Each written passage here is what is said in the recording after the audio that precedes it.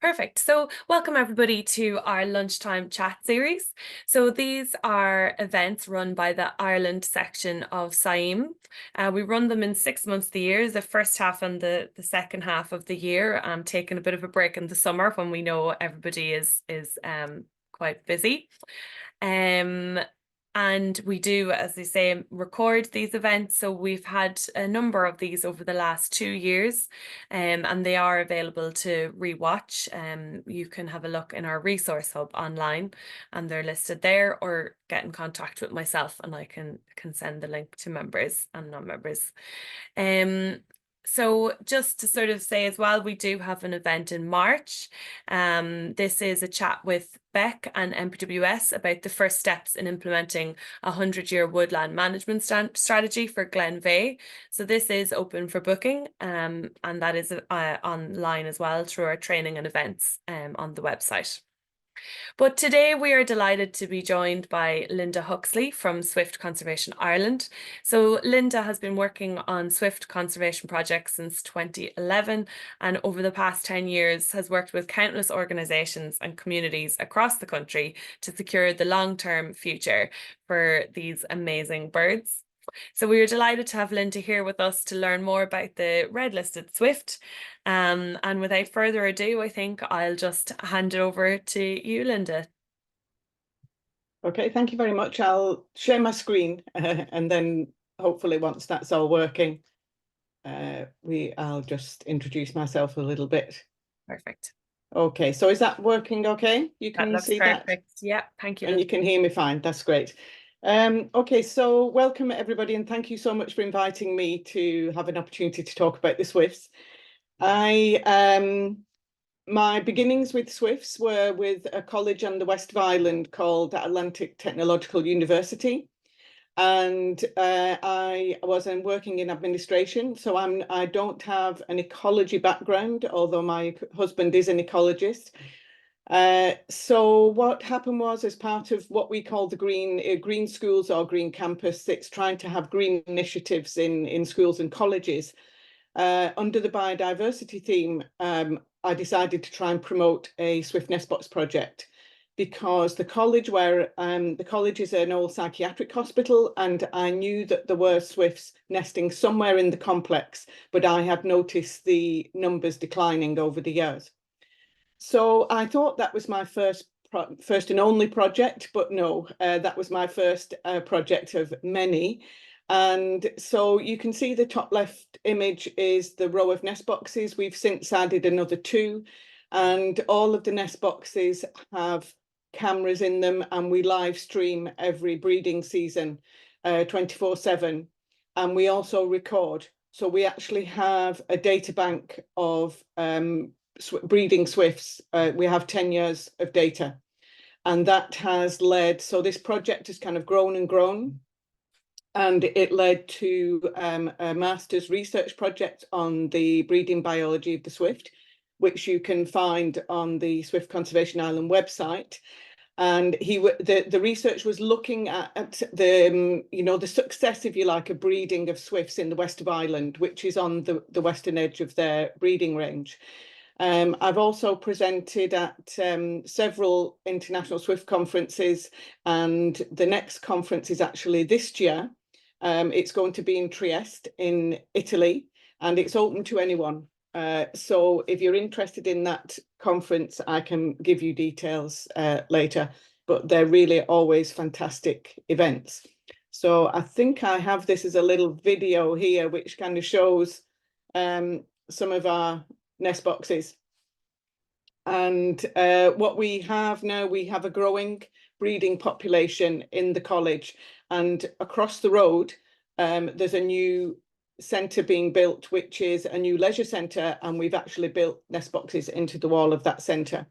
So I'll just go on to the clattering. There was actually nothing to do with the swifts. So I apologise to anyone that knows all about swifts, but hopefully you will find some information that you don't know.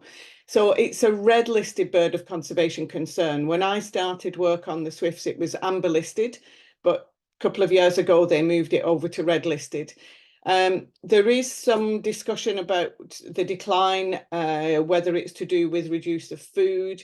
My own feeling, at least in the west of Ireland, is that it's to do with the loss of nest sites, because we have been renovating buildings and without knowing where swifts were breeding, and I'll go on and talk about that a little bit more.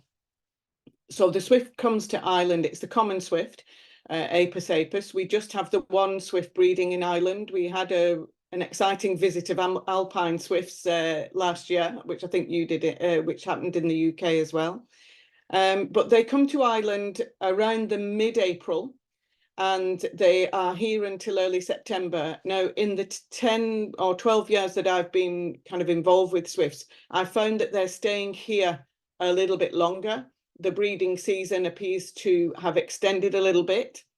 That when they arrive in mid-April, the first records are usually from Lough Neagh in Northern Ireland, and they feed on the Lough Neagh fly. And if any of you are following press at the moment, you'll see that there is a massive problem with Lough Neagh, and the Lough Neagh fly did not appear last year. Now, that is really worrying, because Lough Neagh is an early source of food for swifts and hirundines. So I'm not quite sure how that's going to play out. So anyway, but we do have the bogs and we have plenty of midges, so hopefully there is a replacement food source for them. And hopefully they can do something to reverse the problems with Lough Neagh. They go to Africa. They go as far as southern Africa. I've seen them in South Africa, Namibia, Mozambique, and they're there to feed. And they're there at the time of year when there are termite hatches and so on. But they don't breed there. They come here to breed. And I suppose people might say, why do they even come up here? But I think the question is, why do they go down there? Because they breed here. So this, in my eyes, it's their home. And they're actually only leaving here because in winter we don't have adequate food for them. They're 100% faithful to their nest site and to their partner. So if the nest site is lost, they are totally disorientated. They will keep trying to re-access a nest site, even for a season or two, and they may actually lose a couple of seasons breeding, and then before they start to try and find a replacement site, which is worrying, and that would help accelerate any decline. So the problem in Ireland, I know particularly about Ireland, I do know that England has the same problem. I work a lot with the organisations in the UK, the Action for Swifts and swiftconservation.org.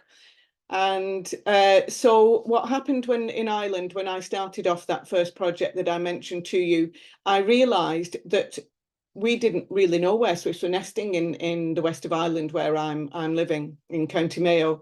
So I did the nest box project, but then I started to survey the whole county and found that, you know, we could maybe try and protect the natural nest sites, but more so we could get an idea of what our breeding population was in the west of Ireland. So there's an estimate that there's been about a 46% decline in the last 20 or so years, because people weren't surveying for actual nest sites, but we're just surveying abundance of birds seen in the sky. You know, I think it was really more a guesstimate, but there's no doubting that there has been a big decline. And of course, repointing of stonework, re-roofing, demolishing of buildings, all of that will contribute to decline in swift numbers. But what I discovered from that first project is that we can actually help swifts. We can have successful nest box projects. So I started off with nest boxes on the outside of buildings, but in fact, I'm now concentrating my energy on building nest boxes into new builds or renovation of buildings. So the right-hand picture that you can see there is the Mary Robinson Centre. You're probably familiar with Mary Robinson. That's in Ballina in County Mayo, and we've incorporated 12 nest boxes in that building. So what I wanted to just say from the outset is, with my work since 2012, we've provided 348 nest compartments. It's actually probably more. I'm constantly working, so but it's thereabouts. And we've got now a 31% increase in the breeding swifts in Mayo. So that means that we've just got a fantastic increase in 12 years. So the strong point for me is that I'm showing that it is possible through nest compartments to help swifts recover.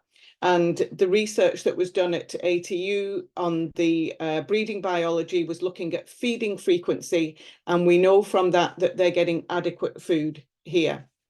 So I'll just step back a bit now, and just in case people don't know the difference, how to tell the difference between swifts and martins and swallows.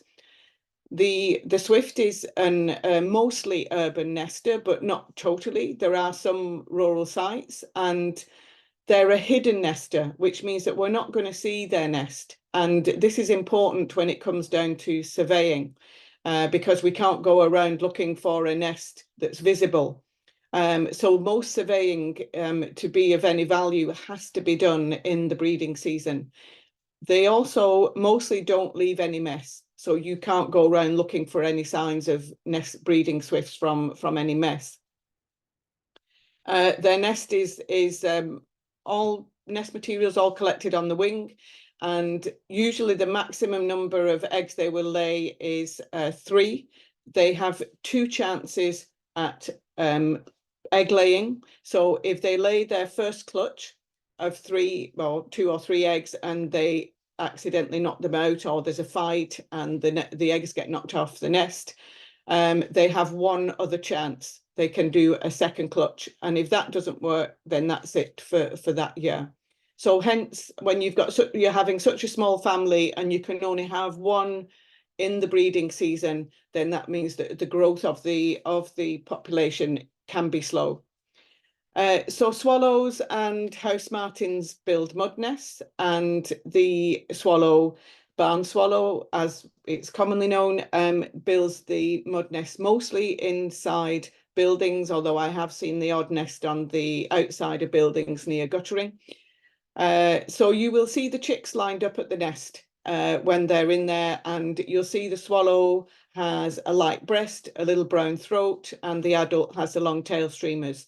The house martin is the mud nest outside, under the eaves of a building, and you don't see the chicks lined up. You just see the one little hole. It's like a coconut, I always think, stuck to the outside of the building.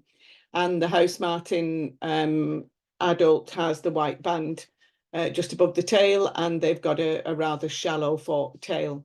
Sand martin, you could say that it's a rural bird, but I've actually seen some colonies in towns. They would tend to be a colonial nester in riverbanks or quarry faces.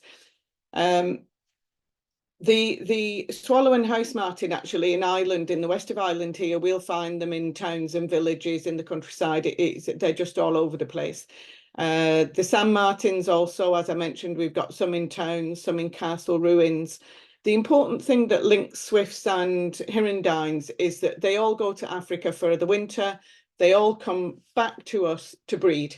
They're not breeding in southern Africa. So we are basically the future of these species. The BTO have done some research using data loggers, and they have marked the route that most swifts will take. And you'll see from the map that they don't go straight over the Sahara, but they will go around the west of Africa. They're following where the food is, because when they're not breeding, they're flying 24 hours a day, and food obviously is very important for them. So they recorded them going as far as Mozambique, but as I said, I've seen them as far down as South Africa and Mozambique, Namibia. Okay, so where they are breeding is at least in the west of Ireland. We find that they're in 90% of them are obviously in our buildings, and old buildings. So buildings mostly from around the 1800s. They tend to go behind the fascia board, and they cling onto the wall, scrabble up behind the fascia board, and their nest is on top of the wall plate. So they're not going right into the nest space. They're staying on the wall plate, and they collect their nest material on the wing, feathers, grasses, and so on, and they make a little nest bowl. So I marked with an arrow on the bottom photo there. This is actually at the ATU college where we have the nest box project, and this is one of the natural colonies. They've worn a path up in the stonework. They've been using these nest sites for about 200 years, I'd say, since the buildings, you know, since the early days of the building. So it's quite interesting. Once I know to look for that sort of thing, it can help give you a bit of an indication. We have them also in castles. This castle on the left, Kinloch Castle, is owned by the Office of Public Works, which is a state-owned body. So the risk with these castles is that if they want to preserve the castles and repoint the stonework, then they risk blocking off the nest sites. And interestingly, Kinloch Castle also has nesting peregrines there, and the two seem to coexist okay. I think there are only 12 pairs of swifts, and I think that for the peregrine it would be expending so much energy chasing after a small number of swifts. So I think that's why they've kind of come to some sort of agreement between them. But I do know that I think it's Belgium, they've got peregrines that will chase swifts and do catch them successfully. So they live a life almost permanently on the wing. They feed and drink on the wing, they mate on the wing. So they've evolved mostly to fly. So they've got very short legs, really short legs. And so when the swift actually, if a swift ends up on the ground, sometimes they can either be knocked to the ground by another bird. A fledging swift chick can fail to fledge successfully or can fall out of the nest site. And if they're on the ground, most of them can't take off, but some of them can. But they use really their shoulders and the strength in their shoulders to push up and get it lift off the ground. But it would have to be a hard surface like a road. If it's a soft surface like grass, they can't get enough purchase to take off. So any swift that's found on the ground should really be rescued. And you know, I'm not going to go into rehabilitation, but a grounded swift, if it's not injured, can actually be released by facing into the wind, going over, say, like a playing field, and holding the swift in your hand as high as you can. And if it can take off, it will. If it's injured, it needs to go to rehabilitation. So they don't perch on branches or wires. You'll see on I don't know, some photos of them, you know, perching and so on. They're actually fabricated photos. So they will cling onto walls. So you'll see sometimes in adverse weather conditions when they're migrating up from Europe, you sometimes see photos of them clinging en masse to try and wait until the weather would improve. They sleep on the wing, and we're told that it's up to about 3,000 meters. That is from a swift enthusiast that was working with the Swedish Air Force, and he got some of their special radars and so on that was following swifts, non-breeding swifts, going up at altitude to sleep at night and coming up and down in the night. When they collect their nest material, it is stuff that's floating around. In Ireland, we have purple moorgrass, which is a big favourite with my colony in Castlebar. I've seen willow catkins, feathers, and sadly, more and more bits of disintegrating plastic. In fact, I think there's a young guy in Spain who's been gathering information on this. So when plastic disintegrates, it will just, with our windy west of Ireland, it will be up in the air, and the swifts have been bringing it into their nest sites. So what they do with the nest material is they glue it together with their saliva so that they make a rather solid bowl that will retain the eggs. So when you see them trying to stick down bits of plastic as well, you do worry about whether they will be absorbing some of that plastic. So in order to help swifts, there are two things. One is the nest box projects, and the other is surveying. The problem for surveying a natural nest sites is that it's actually quite difficult, at least here in Ireland, to protect them. They don't have 100% protection, the nest sites, even though it's a red listed bird. So if a bird is nesting, if there are swifts nesting in a building and the building is going to be renovated, then if we catch that, you know, if we see that happening and we have mapped where all the nest sites are, we can go to the developer or go to the planning authorities and ask that measures be put into place to retain the nest sites, because it is possible to retain the nest site and renovate a building. I'll talk about that a little bit further on. So when you do survey, actually marking where the entrance is on a photo is very, very valuable. As I said, there's no droppings, so it's great from a community point of view because you don't get complaints about swifts. I have a lot of nest box projects at schools, and the schools are often, oh, you know, will there be mess on the ground? And I can confidently say there won't. Whereas with, unfortunately, house martins and swallows and so on, the droppings are not appreciated by many people, sadly.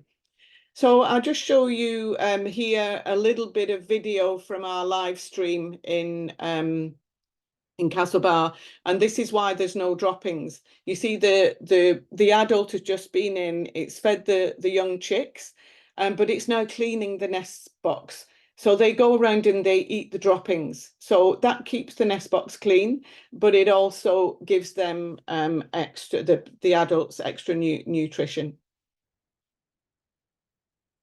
So their food source is insects, small insects. They feed higher mostly than the house martins and the swallows. Midges are a favourite food, but they will also try and eat moths, bigger insects. But if they take those in for the chicks, we found that the chicks actually can't manage them, and they end up you know, kind of regurgitating them without really having swallowed them properly. The chick will mob the adult, so it puts its mouth wide open and over the adult's head, so that the adult will give it some of the bolus. So the bolus is the ball of mashed insects, as you can see on that central photo. Whoops, sorry.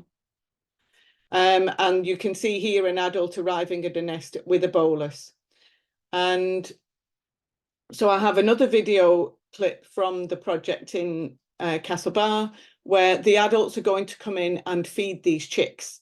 And you'll see what an experience that is for the adults, because as those chicks get bigger, they mob the adult swift. So it's quite a traumatic experience for the adults. And they can normally manage to feed both of the three of their chicks. There are some people who, if they find a chick in a nest that's abandoned, they will put an extra chick in a nest box. So they'll basically create a scenario where a swift might be rearing 4 chicks. Personally, I'm not in favour of that, because the stress on the adult of trying to rear 3 chicks is very big. So adding an extra chick is, you know, it will make life very difficult for that adult swift. So breeding age is 2 to 3 years old. So when a chick fledges from the nest, it's going to fly non-stop from the moment it fledges, which is why it's important that we locate our nest boxes at height, so that when they fledge from the nest site, they can drop down and then get lift. And so then those young chicks, they fledge, and then they're going to fly non-stop until they are old enough to breed and they found their own nest site. So they there's a chap in Northern Ireland that's doing some research with coloured rings at a colony, and he has found that some birds return to the colony at 1 year old, but they actually they don't breed that first year. So they might find a nest site and then they have to find a mate. But it's very unlikely that they're going to breed in the very first year that they find a nest box. There apparently have been some cases, but I haven't experienced that yet.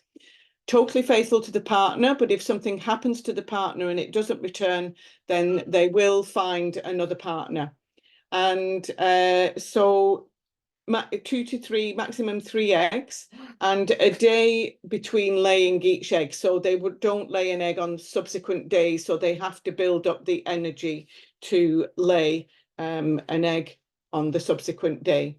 Incubation is 3 weeks, and then hatching to fledging is 6 weeks. So this is why it actually takes all 1 season to rear one kind of family of swifts. So they only have one family in a breeding season.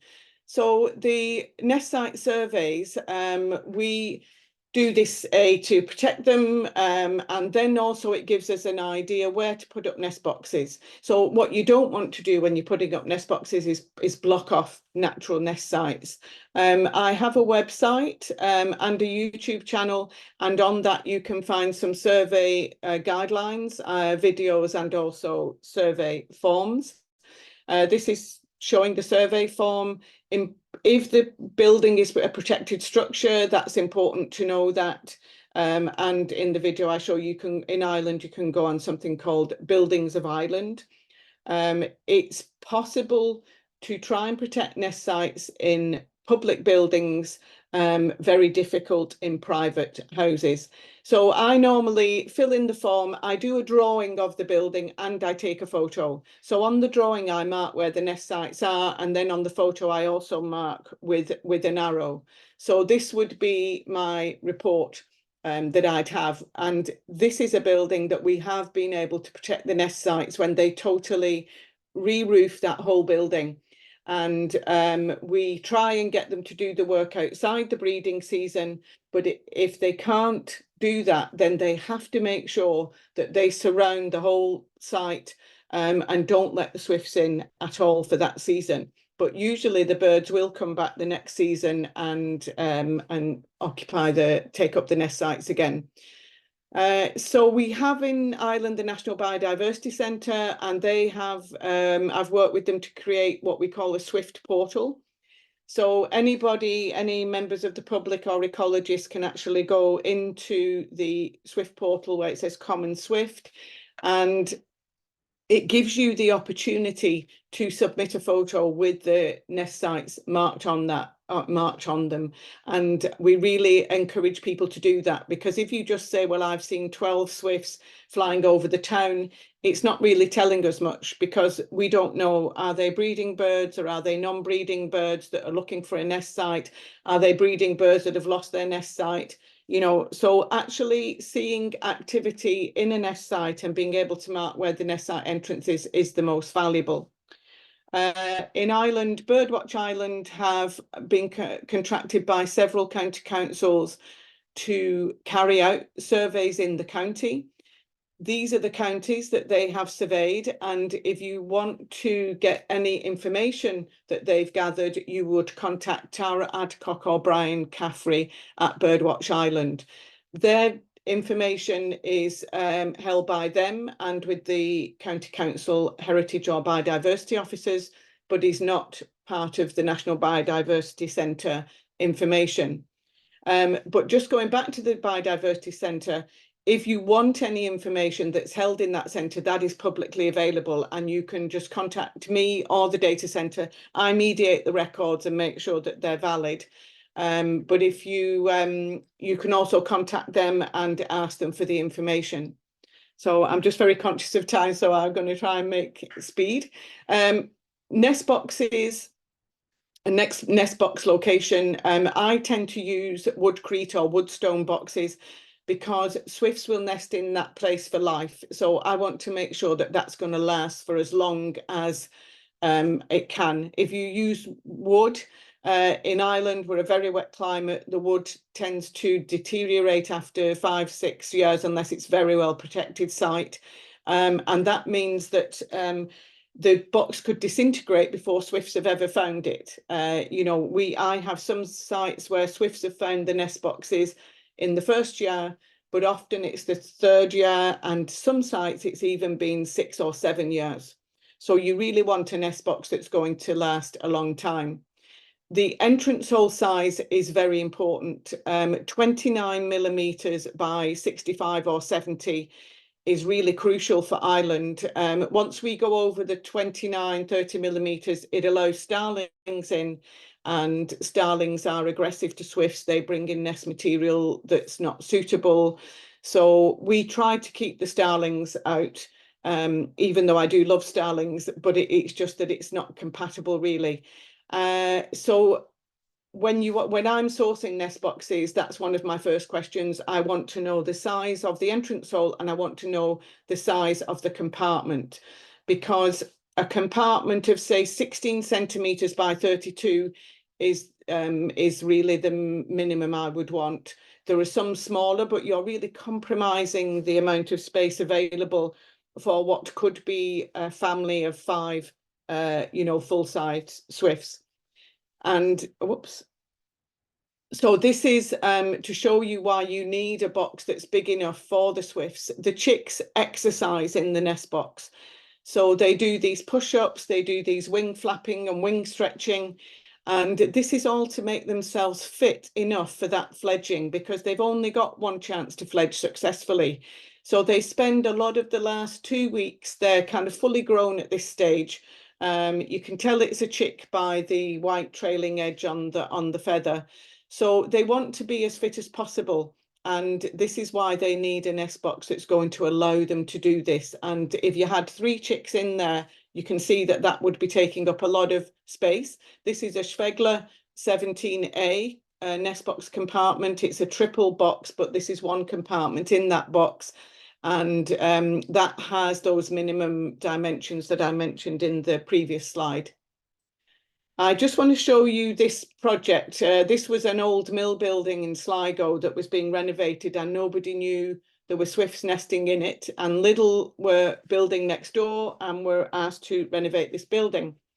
And an ecologist in Sligo, Will Woodrow, he spotted the swifts trying to get into this building. You can see there, the swift flying up. So for the whole of the season, the swifts are trying to get in there. In fact, I think the work went on for 2 years. So you can see that they know that's a different bird, because it's trying to get in at a different location. So we did manage to work with the contractor and get some entrances built in to what we thought they were probably nesting on the wall plate, but we did play attraction calls. And for every swift nest box project that you do, attraction calls are essential, and the call needs to be as near to the entrance hole as possible to help them find that hole. So this is the way forward, I believe, is to build swift nest boxes into new buildings. So this was a leisure complex in County Mayo. We built in 23 nest boxes into that. They were actually Schwegler boxes, and we've seen swifts go in 23 of the boxes, but we know that they've bred in 21 of them, and that's just within 20, 30, so within 4 years. And I believe the swifts prefer the built-in. It's what they understand. They understand a wall, a hole within a wall. So this was Edgeworth Town Library in County Longford, and these boxes were built into external insulation. So they just cut out the space for the box to slot in, and then they rendered. And it's important in the rendering process that they don't block off reduce the hole size. This was a different project. Trinity College in Dublin had renovated this building. and they surrounded the building with scaffolding for several years, and there had been swifts breeding in there, but the swifts abandoned because it was surrounded with scaffolding for, I think it was 4 or 5 years. But where they were nesting was in these little archways, which were kind of in this space here. So what we did was we put coals near those holes, made sure the holes were cleared out, and have managed to bring the swifts back. This video, if you watch very carefully, you'll see a swift approach and go in to the nest site. So that we were delighted, because we were actually bringing the swifts back into a place that they had used before.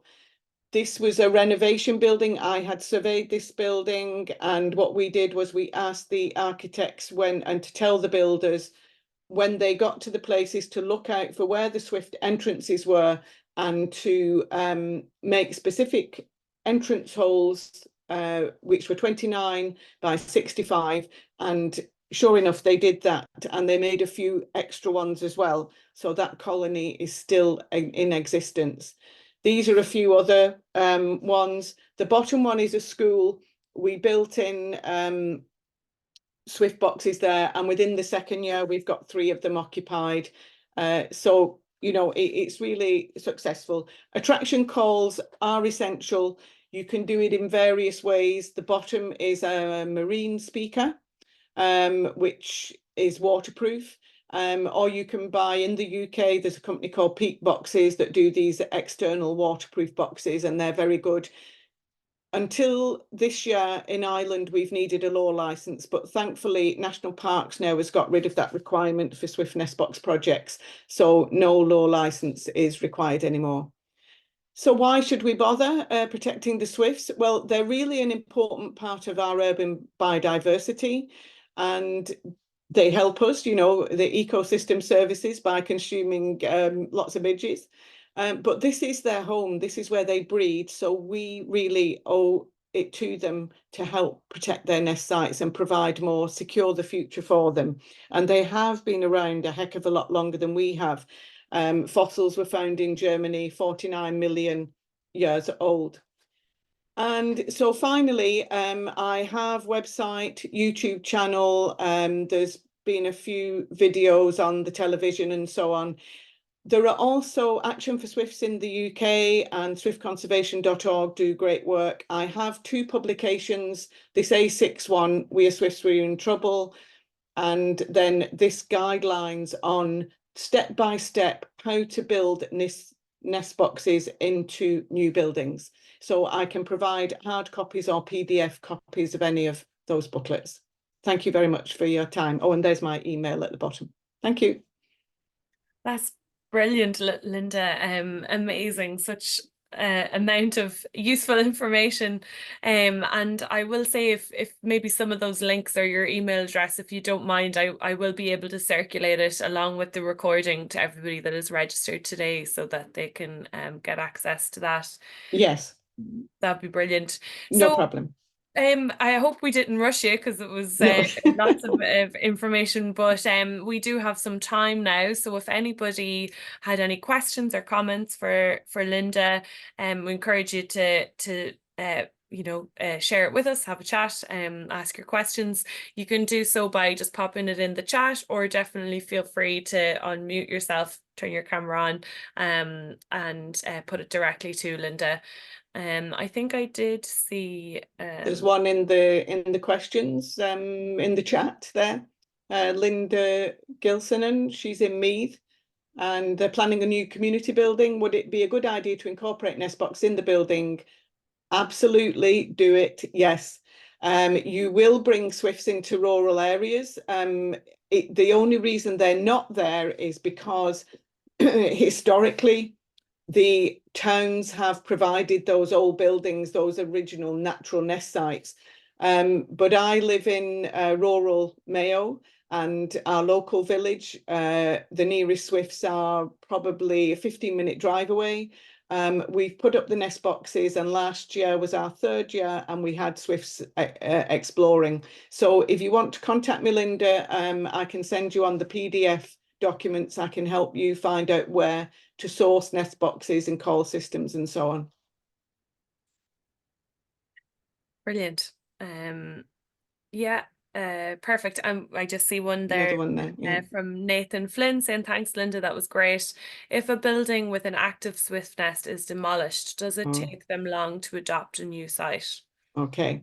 That's a bit rather awkward, a difficult question. If the building is gone completely, if it's demolished, then I'd say the chances of them looking for a new nest site are quicker than if the building is renovated and the nest site's blocked off and the building is still there. Because if the building still stands and the nest sites are blocked off, they'll keep trying, 1, 2, 3 seasons, we just don't know. If it's demolished, then they're going to come back and the space is empty. So I would say that they'll try. And if there is a nest box project with a call system nearby, that will help them, because they'll start exploring where there are other swifts are nesting, because they find their nest sites in 2 ways. Okay. One is by listening for other swifts in nest sites, and the other is by watching other swifts going into a nest site. So we are using that method of them listening for other swifts. So we play the attraction call and they think there are swifts nesting there and they come and explore. But the problem they have once they are a pair and they have an active nest site that will be lost is they have to find that as a pair. Whereas originally one bird finds the nest site and then a day or 2 later we find that they found a mate, so it is an awkward situation when a building's demolished. Yeah, and it's even more heartbreaking when the nest sites are blocked off and they keep trying to get into a building. Would swifts nest on farm buildings? Absolutely, yes. Yeah, I have a friend who's in the middle of the countryside. He'd never seen swifts. He actually put some external boxes and within that same season he had swifts. So yeah, definitely. It's all about where you locate the nest boxes. So you must make sure that the location is safe. Because you're bringing them to the nest box, that's secure and the call system. But if the building is a stone wall that has lots of nooks and crannies, you could be drawing them into nest sites that might not be suitable. So you can always email me photos. If you want to find out which is a suitable site, I'm very happy to do that from a photo. I can tell you, if it's a good site or not. Okay. Would swift nests in boxes placed on a warehouse building in an industrial setting? Yes, no problem. Yeah, absolutely. Yeah. Yeah, you're all being very kind to me here. Thank you very much. So we've been working with many community groups developing biodiversity action plans, and there is a great interest and enthusiasm for communities to complete swift surveys and provide swift boxes with a call system on suitable structures in their village. I've installed both surface and integrated swift boxes on projects, but we are generally still waiting for the swifts. So it's great to hear. We have to be patient. We have swifts nesting in holes in a stone building here in Wicklow, which was interesting to see. Yeah. So also it can depend on which version of the swift attraction call you're using. So I use one that comes originally from a guy, Manfred Kaiser, via a guy in Northern Ireland, and I find it works very well. So if you want to try another call that I know works, then you can just contact me and I can send that to you. Brilliant, Linda. I think this is probably really useful for everybody. I'm finding it hugely informative and more coming in. So Alex said, thanks for a great presentation. Just wondering how loud the attraction call devices are, if it's worth advising nest boxes and attraction call devices. Sorry, that popped up on me there. So I see it there, loud attraction call devices. Okay, quiet. Do not play them loud. I know that on some websites they say play it as loud as possible. I have found to the contrary. And I think it's because if you have a loud noise, it's hard to focus where that noise is coming from. So if the noise is quiet, it's easier to focus. So we normally would never have the volume at more than half on the amplifier. and often I have it a bit below half. I've been to some sites where I've arrived and gone, blimey, is the nest call system working? And it is, but it's just so quiet, and yet they have swifts. Swifts have found them, because you have to remember the non-breeding swifts are flying 24/7. So they are flying at night as well, and they will come down at night from sleeping. So they're going to be flying around when things are quite quiet as well, you know, when we haven't got lots of traffic. So somebody says we are using system via Genesis nest boxes. Yeah, he uses the call that I use. So if you've got a Genesis call system, then yeah, that's fine. Would you expect alpines to return to Ireland again as they did in March? Yeah. It's an interesting question, because they actually don't breed anywhere near here. And I have a swift contact in Switzerland who does research on alpine swifts. And they were all very intrigued, and they wondered whether it was young birds that were exploring because the weather conditions were suitable. I think we'll just have to wait and see what's happening there, you know, whether climate change is affecting things. We are certainly finding the west of Ireland is being very attractive for swifts. We've had the most amazing numbers, as I mentioned to you, you know, all our nest box projects now, the take up is so quick. And, you know, we aren't producing enough chicks to bring in all these birds that are of breeding age. So they're coming from outside Mayo. I mean, you know, some years ago, there was a dead swift found in Tralee on the ground, and it had a ring. So they sent the ring off to the BTO, and it turned out that it was actually ringed in Nottinghamshire in the UK. So it actually had travelled an awful lot of distance to find a nest site. So young swifts are travelling huge distances. If a nest site was blocked off for a season but unblocked the next year, would the swifts do for the season it was blocked off? Yeah, no, they won't breed anywhere else in a temporary basis.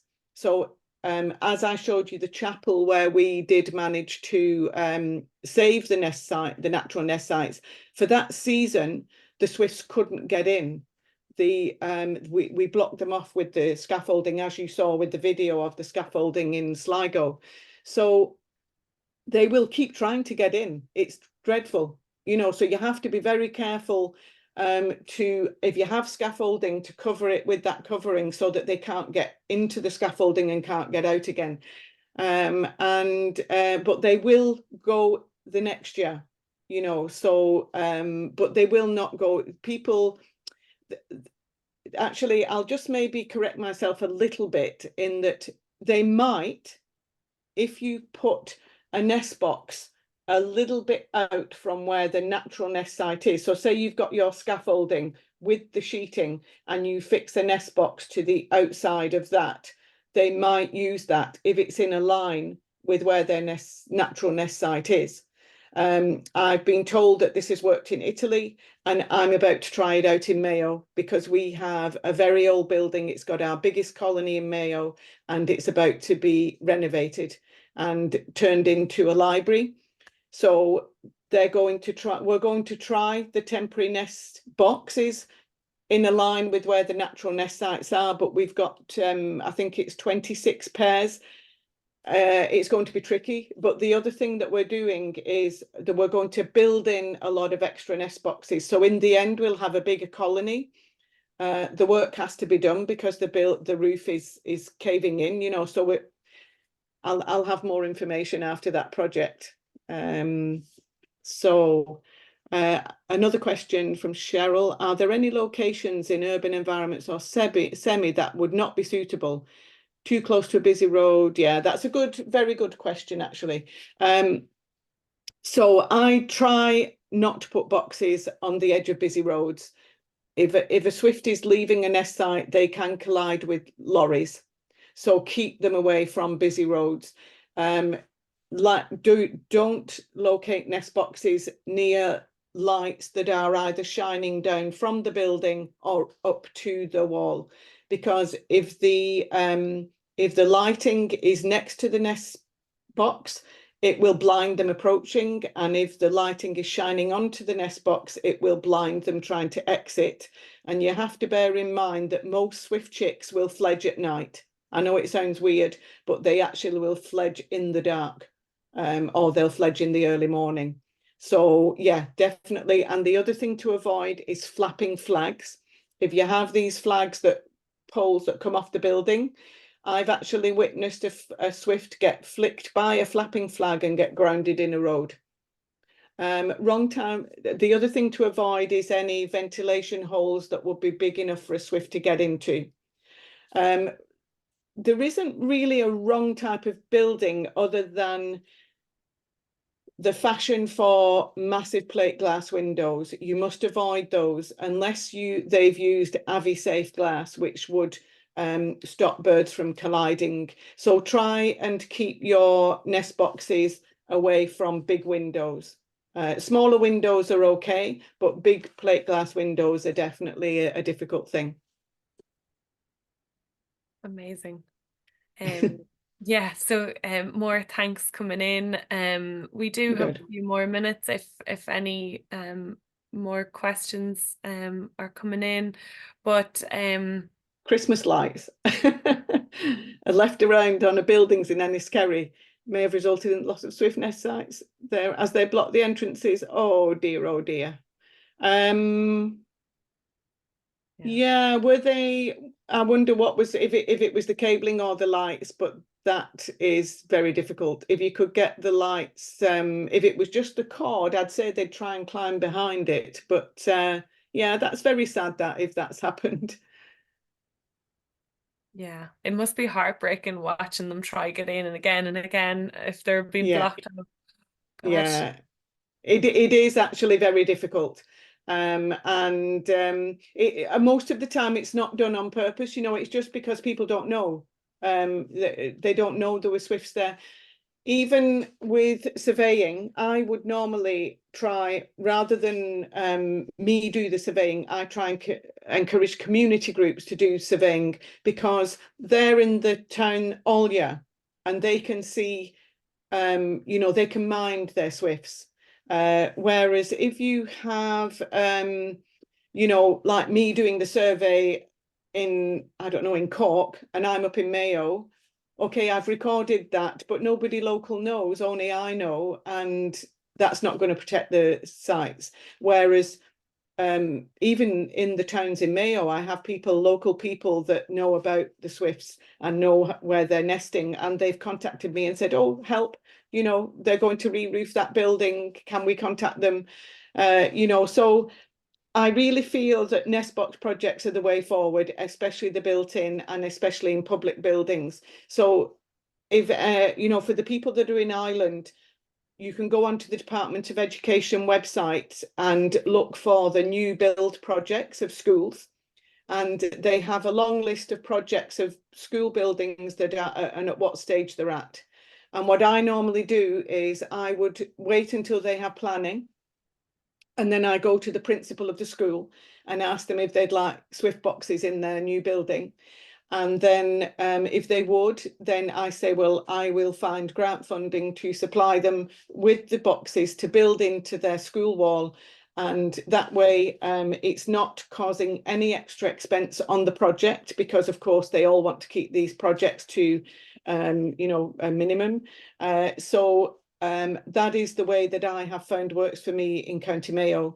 With the public buildings like the Mary Robinson Centre and the Leisure Centre, they are projects that Mayo County Council built, and I work very closely with them. And if I ask, they will incorporate swift boxes at their cost.